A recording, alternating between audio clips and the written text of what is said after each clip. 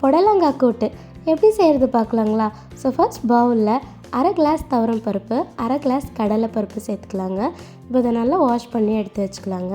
இப்போ குக்கரில் நம்ம வாஷ் பண்ணி வச்ச பருப்பை ஆட் பண்ணிவிட்டு கூடவே கொஞ்சமாக மஞ்சள் தூள், ஒரு கிளாஸ் தண்ணி சேர்த்துட்டு லிட் மூடி 3 விசில் விட்டு வேக வச்சு எடுத்து வச்சுக்கலாங்க. அண்ட் இப்போது ஒரு மிக்சர் ஜாரில் 3 பச்சை மிளகாய், கொஞ்சமாக தேங்காய், கொஞ்சமாக இஞ்சி அண்ட் கொஞ்சமாக சீரகம் சேர்த்து நல்லா மையாக அரைச்சி எடுத்து வச்சுக்கலாங்க. இப்போ புடலங்காய் க்ளீன் பண்ணிக்கலாங்க. மேலே தோல் நீக்கிட்டு உள்ளே இருக்கிற விதையெல்லாம் எடுத்துகிட்டு கட் பண்ணி வாஷ் பண்ணி எடுத்து வச்சுக்கலாங்க. இப்போ கடாய் வச்சுருக்கேன், கொஞ்சமாக ஆயில் ஆட் பண்ணிக்கிறேங்க. அது கூடவே கொஞ்சமாக கடுகு நல்லா பொரிஞ்சதுக்கப்புறமா காய்ந்த மிளகாய், கருவேப்பிலை, ஒரு மீடியம் சைஸ் ஆனியன் ரஃபாக சாப் பண்ணி ஆட் பண்ணியிருக்கேங்க. அதையும் நல்லா ஃப்ரை பண்ணதுக்கப்புறமா கொஞ்சமாக பெருங்காயம் ஆட் பண்ணிக்கலாங்க. அதையும் நல்லா ஃப்ரை பண்ணதுக்கப்புறமா இப்போ புடலங்காயை சேர்த்து நல்லா ஃப்ரை பண்ணிக்கலாங்க. இப்போ வேக வச்ச பருப்பும் இது கூடவே ஆட் பண்ணி நல்லா கலந்து விட்டு ஒரு 5 மினிட்ஸ் அப்படியே விட்டுடலாங்க.